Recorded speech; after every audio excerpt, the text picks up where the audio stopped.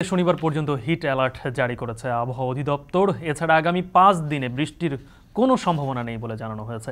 এই তীব্র তাপপ্রবাহে সবচেয়ে বেশি কষ্ট পাচ্ছে জীবিকার তাগিদে রাস্তায় বের হওয়া খেটে খাওয়া মানুষ। আগারগাঁও এলাকায় আছেন সহকর্মী আসিফ ইকবাল। জানতে চাই তার কাছ থেকে তাপপ্রবাহের সবশেষ খবর। আসিফ, দুপুর 12টার একটু বেশি বাজে, একেবারে দিনের মধ্যাহ্নভাগ, তাপমাত্রাটা এই সময় সব থেকে বেশি থাকে। কি ধরনের কষ্ট পাচ্ছে যারা উবার এবং পাঠাও চালক, তাদের আয় কি আসলে এই সময়টা কমে গেছে কিনা?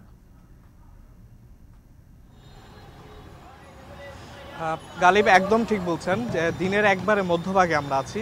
এই সময়টাই আসলে আমরা জানি যে তাপপ্রবাহ অন্যান্য সব সময়ের থেকে একটু বেশি থাকে। আমরা যেই জায়গাটিতে আছি, আমরা এখন আছি রাজধানীর আগারগাঁর 60 ফিট মোড়ে। এখানে আপনাকে যদি একটু দেখাই, এখানে যে মোড়টাই আছে, এখানে রিক্সা চালক থেকে শুরু করে পাঠাও উবারের চালকরাও আছেন। এখানে বাসও দেখতে পাচ্ছেন যে বাস যাচ্ছে। আমরা এখানকার সবার সাথে কথা বলেছি, তারা আসলে তীব্র গরমে প্রচণ্ড কষ্ট পাচ্ছেন।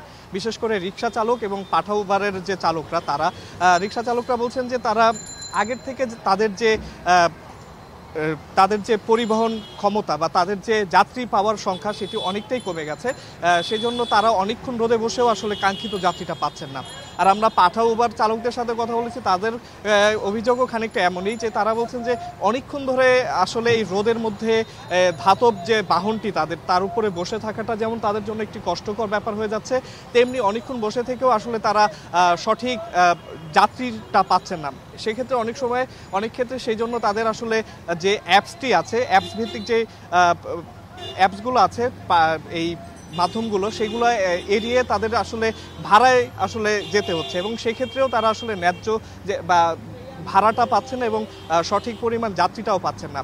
আর গালিব যেটি বলছিলেন, আবহাওয়া অফিসে কিছুক্ষণ আগে আমরা ছিলাম, সেখান থেকে আমরা জানতে পেরেছি যে যেটি বলছিলেন যে কোনো সুখবর নেই এখন পর্যন্ত। তারা যা বলছেন যে আগামী 5 দিন কোনো বৃষ্টির সম্ভাবনা নেই এবং যে হিট অ্যালার্টটি আছে, এতদিন যে হিট অ্যালার্টটি ছিল সেটি আরও 72 ঘন্টা, অর্থাৎ আজ বৃহস্পতিবার থেকে শুরু করে আগামী শনিবার পর্যন্ত এটি থাকবে, আরও বৃদ্ধি করা হয়েছে।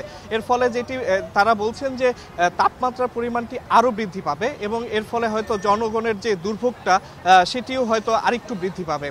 আর এখানকার আপনি যদি একটু দেখতে পান, এখানে যেই ভ্রাম্যমান শরবতের দোকানগুলো আমরা দেখতে পাচ্ছি, এখানে খেটে খাওয়া মানুষরা তাদের রোদ থেকে তৃষ্ণা নিবারণের জন্য এই ভ্রাম্যমান দোকানগুলোতে ভিড় করছেন। আমরা এখানে সিটি কর্পোরেশন এবং ওয়াসার সুপেয় পানির যে ব্যবস্থা, সেই ব্যবস্থার গাড়িও দেখেছি। এখান থেকেও অনেকে আসলে তাদের তৃষ্ণা নিবারণের জন্য এখান থেকে পানি সংগ্রহ করছেন এবং পানি খাচ্ছেন। তবে বলতেই পারি যে আসলে যেই গরমের তীব্রতা, তার সাথে আসলে রাজধানীবাসী পেরে উঠতে পারছেন না। এই ছিল আমার কাছে সর্বশেষ। গালিব।